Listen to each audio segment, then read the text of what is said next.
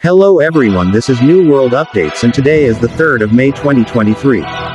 We are at 434 days of the Russo-Ukraine war and here are the latest reports for today.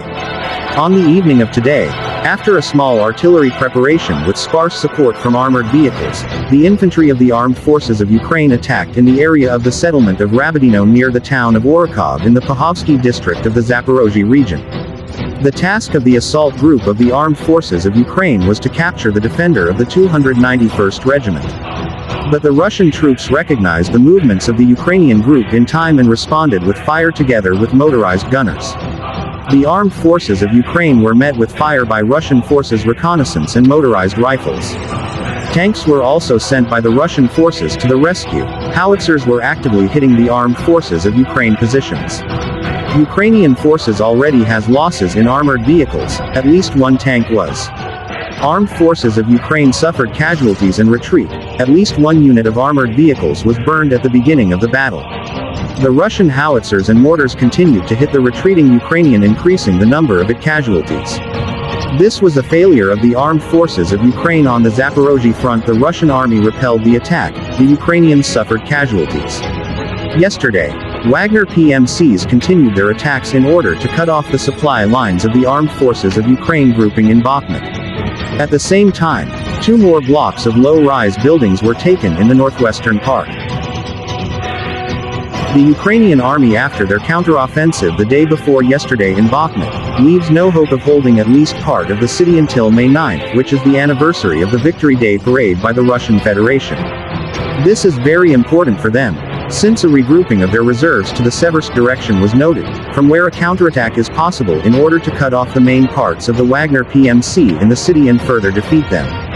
Judging by the weather forecast, after May 10, the weather here will change, the rains will stop and it will be possible to try to conduct a counteroffensive, which according to the plan of the political leadership in Kiev will nullify all the recent successes of the Russian armed forces. PMC, Wagner, soldiers continue to advance towards the western part of Bakhmut. The slow pace of the offensive is mainly due to a shortage of shells. However, the guys are working to the limit of their capabilities and are working out a block of skyscrapers, where the Ukrainian forces are now concentrated. Heavy fighting continues near the highway from Kromovo to Chasiv Yar. Wagnerites are trying to restart the so-called Road of Death, while under constant fire from Wagner artillery. The Bakhmut meat grinder, on average, grinds up to 500 Ukrainian fighters a day, and the fresh supply lives on the contact line for about 4 hours. The head of the Wagner PMC, Yevgeny Prigozhin, said that, according to the orchestra, the Ukrainian offensive has already begun. According to him, right now there is the highest activity of Ukrainian aviation. The armed forces of Ukraine have become more active, including outside their historical territories. In the near future, the offensive may enter an active phase. There is information this evening on the strike of the Russian armed forces at the railway station in Kherson. A train of 12 cars, 7 passenger, 2 covered and 3 open platforms arrived at the Kherson railway station. In total, up to 550 servicemen of the Ukrainian armed forces and 6 units of military equipment arrived. During unloading, the arriving train was struck by the Russian armed forces. The Russian army is conducting systematic strikes at the rear of the Ukrainian grouping poised for a counterattack on Bakhmut, Slavyansk, Kramatorsk, Konstantinovka, and Kurakovo. A video reported a successful strike on an ammunition depot in Kurakovo. There were shots of a fire in the Krasnodar territory near a tank with oil products on fire. According to media reports, the explosion and fire was caused by a drone attack. The detonation happened around 3 a.m. The second explosion followed from the ignition of oil products 30 minutes later.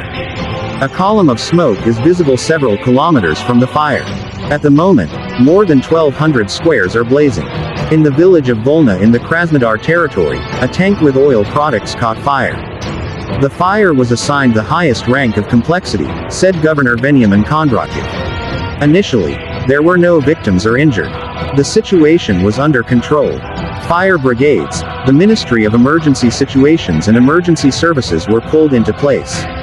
There is no threat to the residents of the settlement, Kondratyev said. At midnight of yesterday, Ukraine tried to strike at the Kremlin with a drone. Russian President Vladimir Putin was not injured and continues to work as usual after Kiev's attempt to strike the Kremlin with drones. This was reported by the press service of the head of state on Wednesday. As a result of the terrorist act, the president of the Russian Federation was not injured. The schedule of its work has not changed. It continues as usual, the message says. The press service of the president of the Russian Federation added that the Russian military and special services disabled two attacking drones. There are no casualties as a result of the Ukrainian attack. The Kremlin regards the attempted strike by the Kiev regime as a planned terrorist action and an attempt on the president of the Russian Federation on the eve of Victory Day.